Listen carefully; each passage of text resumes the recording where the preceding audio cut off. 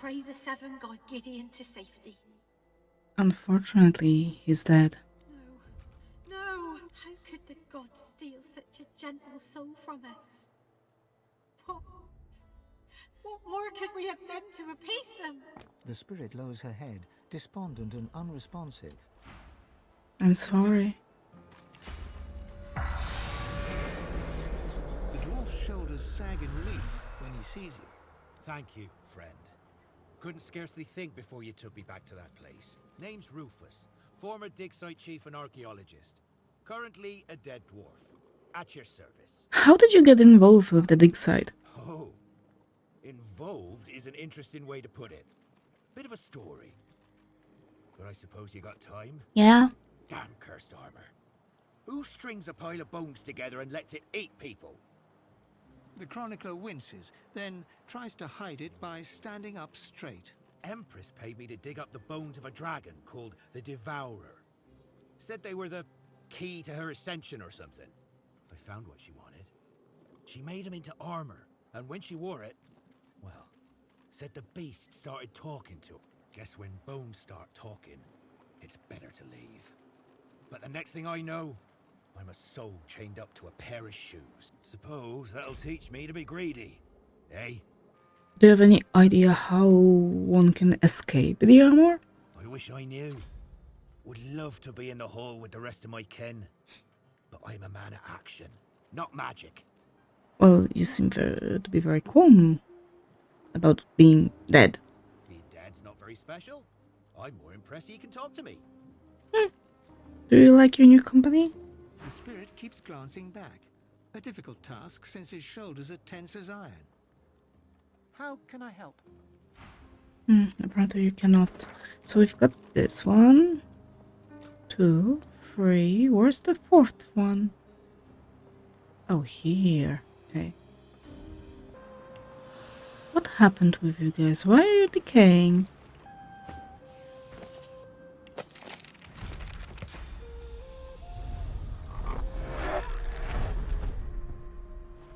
There's someone here. A cow?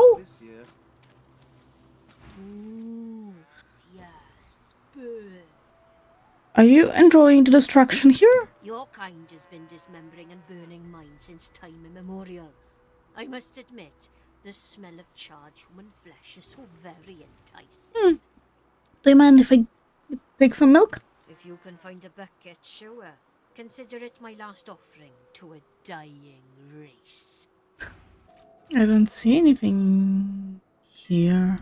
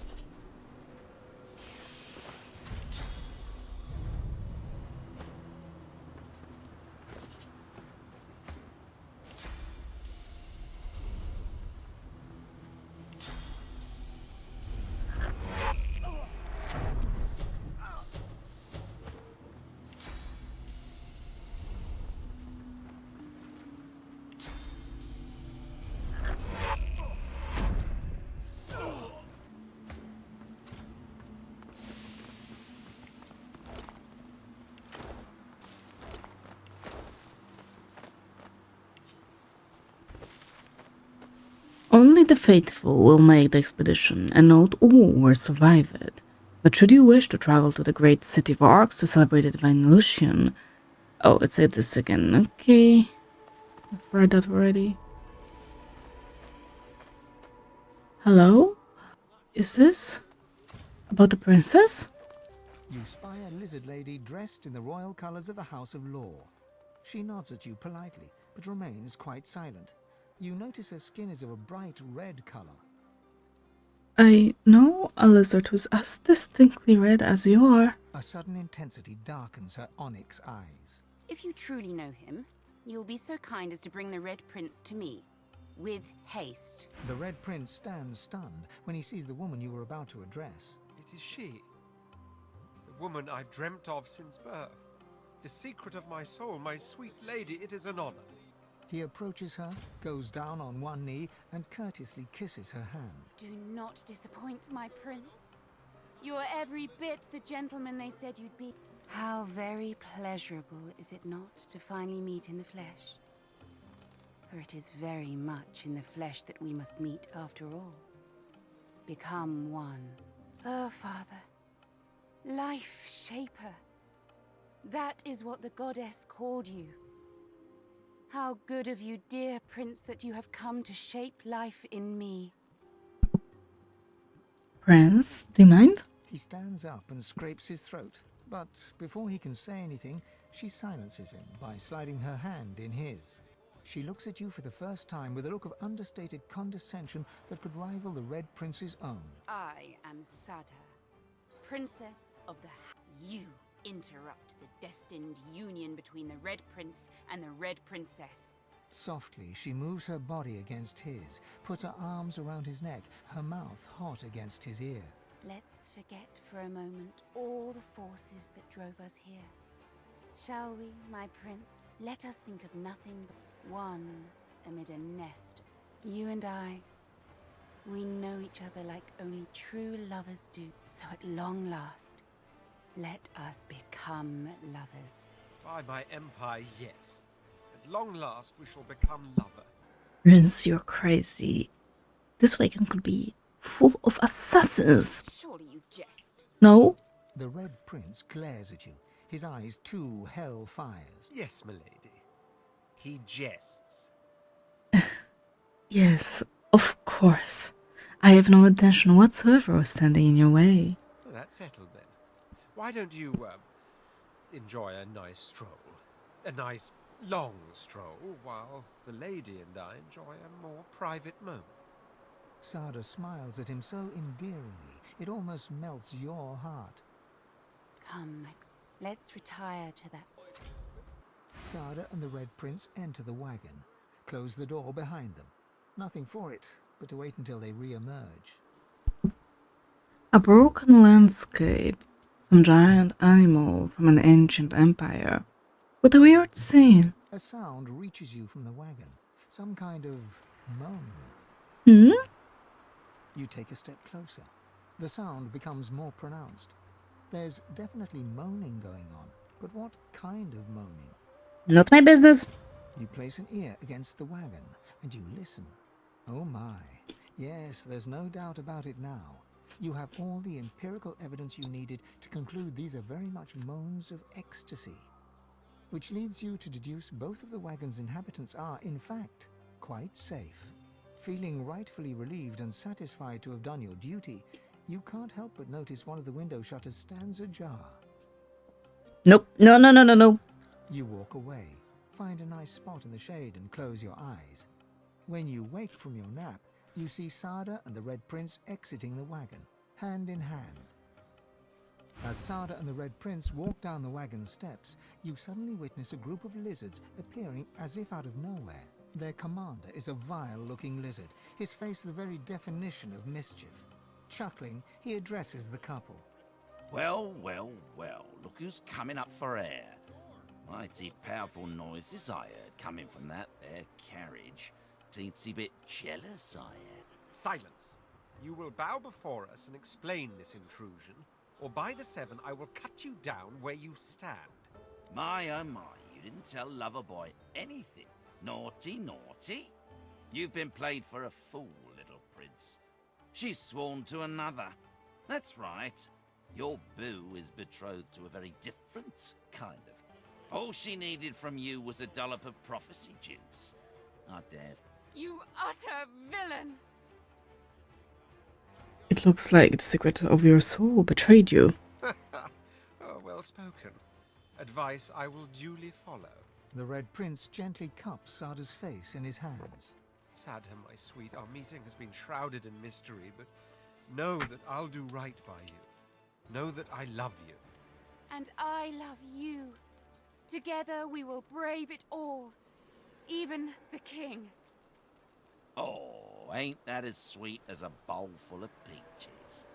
Hate to be that guy, But I gotta break up the party now. Time for you and your belly full of litter to crawl back to the king, darling. Gonna get me some private time with Prince Charming myself. He grins widely, revealing rows of blackened teeth. I've always had a soft spot. Oh, of course you go first.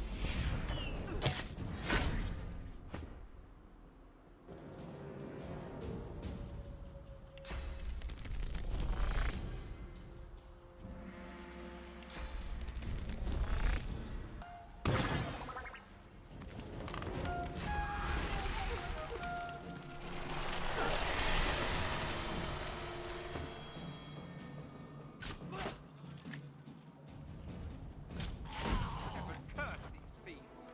Saturn, where have you got? The Red Prince fondles a satin handkerchief, his face a scowl, his eyes two ember spectres. She gave me this handkerchief. Something to remember her by. Who would have thought so soon would come our parting? The longing of a lifetime squeezed into a few short hours of perfection. Only to end with blood and bereavement. Do not give up hope. You'll find her back. I will, won't I? Mm-hmm. Thank you. Let's hug. He hugs you back. The embrace lasts and keeps lasting. When you finally pull away, you can tell he's somewhat embarrassed, but he smiles at you warmly nonetheless. Well, we've become very good friends, haven't we? Yes. What's this? I found something. Yay!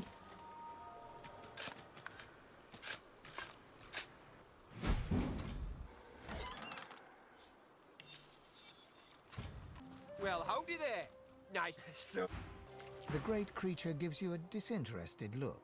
You're so amazing. Yeah. Look good it's done me. Still, can't complain. At least ways I could complain, but no one would listen. I would listen. The beast chews thoughtfully. Nah, no point moaning. You take what you get and you don't get upset. Am I right? I am right. Still, thanks and all. It turns away, disinterested once more.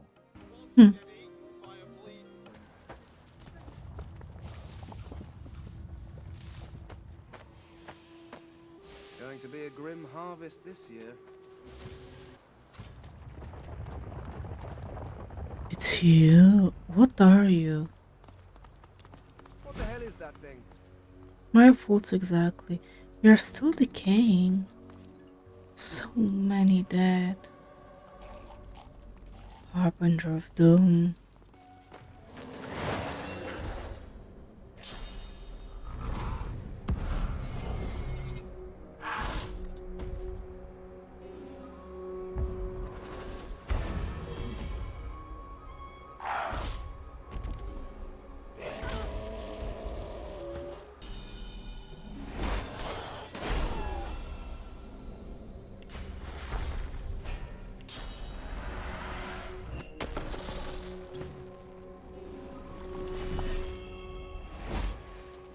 one less horror stalking these lands.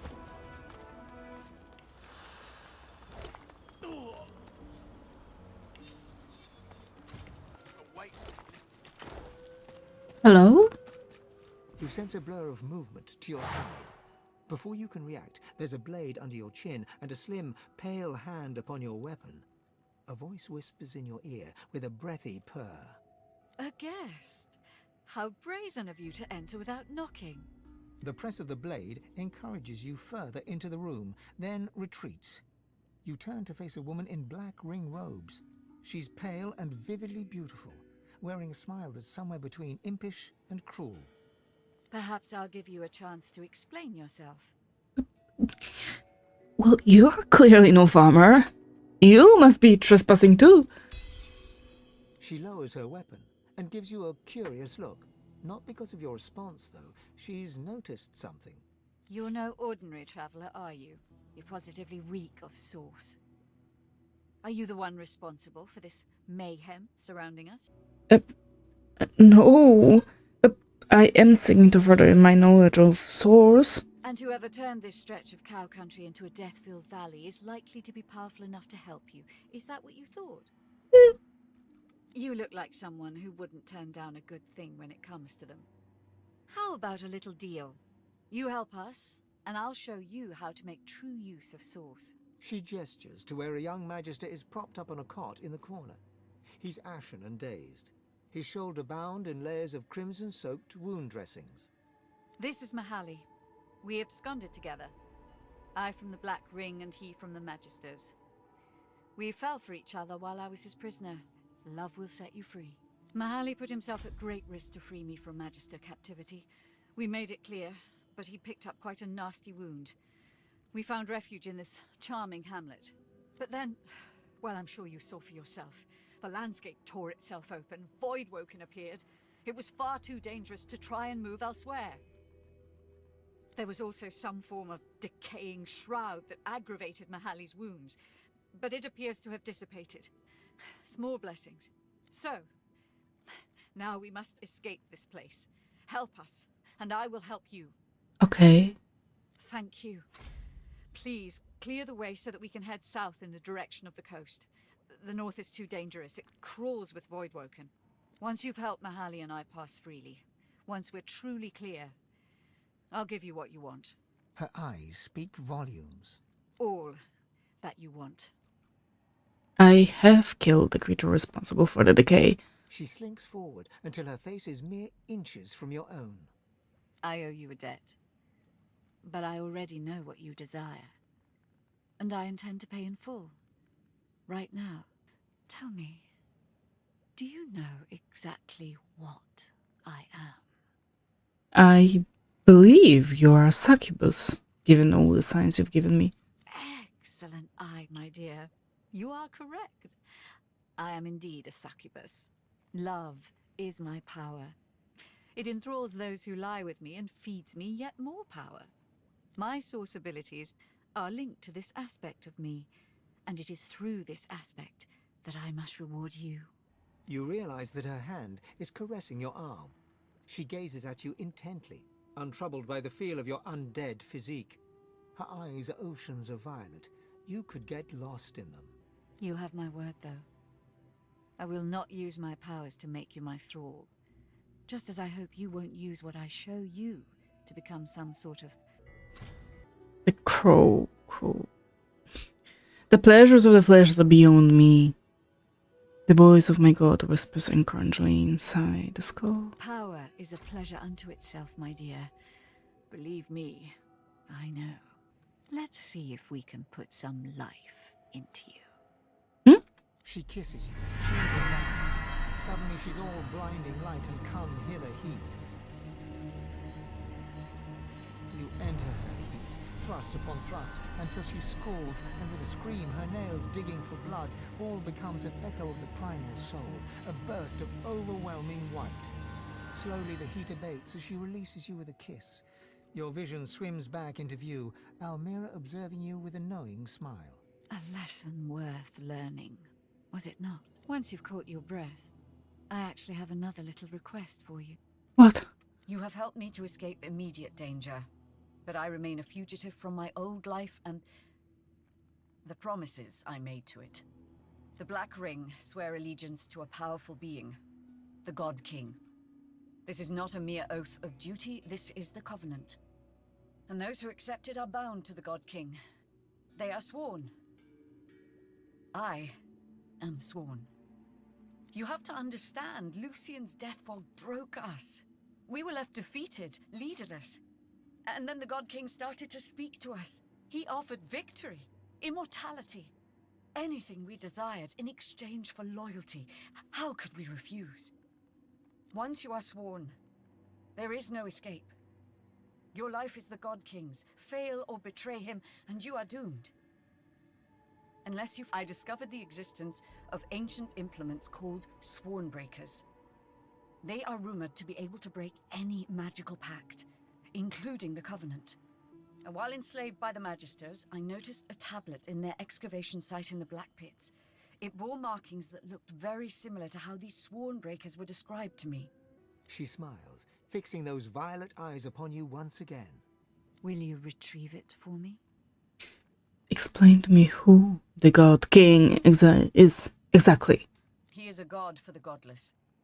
A beacon for those who have no place in this world. He seeks to cast down the world of the Seven and build a new world with the Sworn at his side. The Black Ring flocked to him after Lucian unleashed his death fog. The undead stand by him because he offers them a return to life. I don't know why the Voidwoken flock to him, but I want to be with Mahali. That is why the God King and I must part ways. That is why I need a Swornbreaker. I do happen to have the tablet you seek. My, you are a special one, aren't you? Well, that settles it then. I will join you, and I guarantee we will find use for each other in the future. By the by, a black little birdie told me you have a ship along the shore. That is where we'll go. Enjoy a bit of sun while we wait for you to conclude your business along Reaper's Coast. In the meantime, have a little token as a thank you for all that you've done for me so far. Thank you. Incredible! I've never felt such power. You feel newfound powers of the source course wildly through your body. Deep inside your soul, your god calls for you. Oh, stop it. It would be wise to meet with your god again by performing the Meister's ritual, here or in Siva's vault. I don't care for you. Oh, I have to do it The again? spirit of an elegant elven woman materializes before you. She seems surprised. You can see me. A god woken in my presence. You honor me. Why have you risked such a thing if you were aware of the dangers? The spirit looks at you regretfully. It is hard to hear of such power and not covet it for yourself. I lie to myself and convince myself that I am special. But I am not special. I am dead. The Meister sits slumped in her chair. You notice that some of her scales have dropped to the floor. What news? Can you channel enough source? Are you powerful enough to proceed? Where can I find more Blackroot? Of course, my supply has rather gone up in smoke. You can find more in the cloister woods to the northwest of Driftwood. Hardly a charming place, but it grows nowhere else. Okay, thank you. Cloister Then Woods. why, pray tell, are you... I don't want to go there yet. I want to become even more powerful. We are supposed to meet with a witch, for sure, here. This is the Cloister Wood, yep. The lizard looks at you with undisguised fury, and then doubt. Hello. You don't look like a magister. What's happening? I'm leaving. That's what's happening. Under her breath, she incants a simple spell. No sooner does a portal open beside her than she steps into it and is gone. Oh, I think I screwed something. I'm not... I don't want to be here. Too heavy for you, of course. I wanted to see what's over here. What is that thing?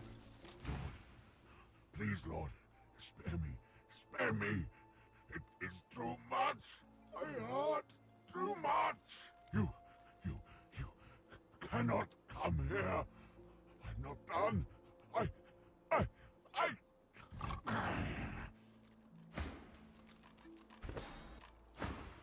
The creature suddenly holds itself around the ears, as though seized by a great pain. Several flapping jaws open and close over a single many-fanged maw, like a taxidermist's experiment. Go! I've come to pray to the seven at the altar you are guarding. His frantic gaze passes from the blood-stained altar to you. Comprehension suddenly clears the agony from his face. He wants blood. He wants blood. My lord, I'll give you blood. I'll give it all. I beg you, my lord. Accept. Oh no. Oh no. No, stop it. An An ancient altar to the Seven stands alone before you. Faint, comforting heat emanating from the stones themselves calls you forward. The gentle heat of the stones relaxes the joints in your bony hand. What is the source of this heat? The stones appear to be just that. Apart from a few faded red stains across the topmost slab, nothing unusual betrays itself. Let's pray. The air stirs, as though someone had appeared and taken a seat upon the altar. A soft sound wells around you, a gentle hum, like a parent's. It is comforting, more comforting than most worldly sensations can be to you. A soothing sensation dips and waves through you, entering you from the air itself. As the feeling fades, you realize you become replete with source. A gentle voice vibrates within your ears. Soon. Maybe we can put out some more of those flames as well.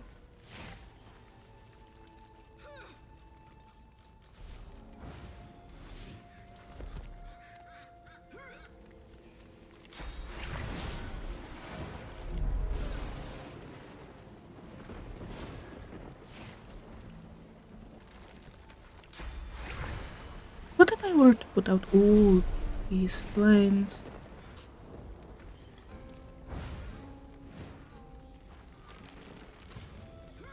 I don't seem to be able to do so. By the hazing of the shade, I'll kill your shining lights! I'll kill your shining lights! I've met your crows. Another world, another life. Thieves and liars. I'd eat their tongues. I'd eat their lives. I'll eat your shining lights. Oh, I cannot even bless you, which is really unfortunate. Wait, I could.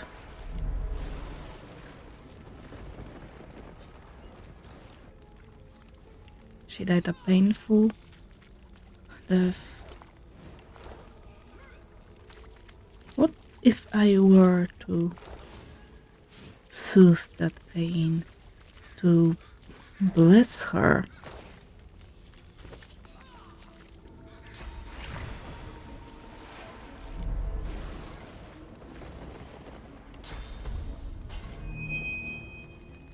Oh.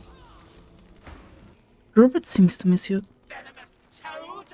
I'd lick his back and say goodnight. I'd skin him all alive. I'll eat your shining lights. Oh, baby, oh, darling, I'm so sorry.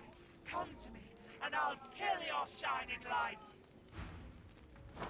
Do you really want to fight?